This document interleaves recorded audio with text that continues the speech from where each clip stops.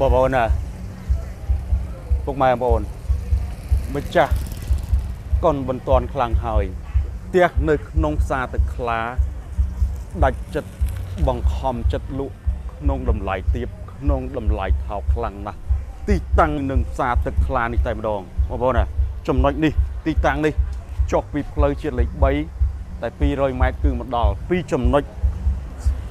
ពីអាកាសចំចៅពីពលានយន្តហោះអន្តរជាតិភ្នំពេញ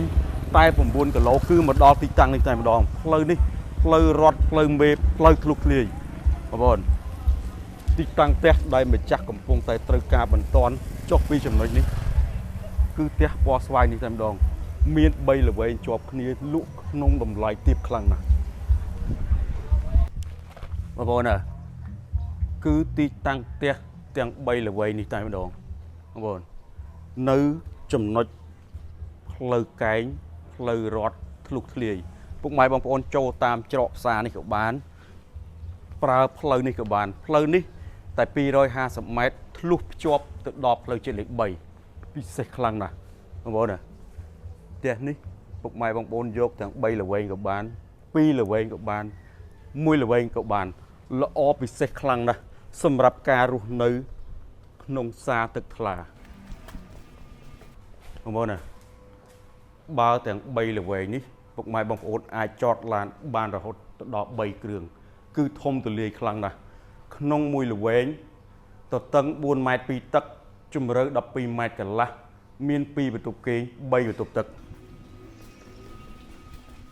បងប្អូនផ្ទះនេះគឺនៅថ្មីស្អាតតែម្ដងបងប្អូនណាបាទល្អបំផុតសម្រាប់ការរស់នៅចឹងជាន់ក្រោមមានកន្លែងទទួលភ្ញៀវមួយមានបន្ទប់ទឹកមួយផ្ទះបាយគឺធំទូលាយ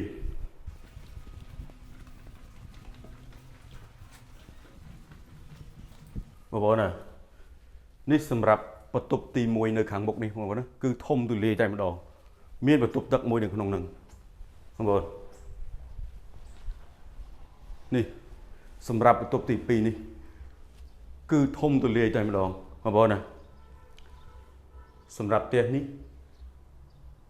បើពុកម៉ែបងប្អូន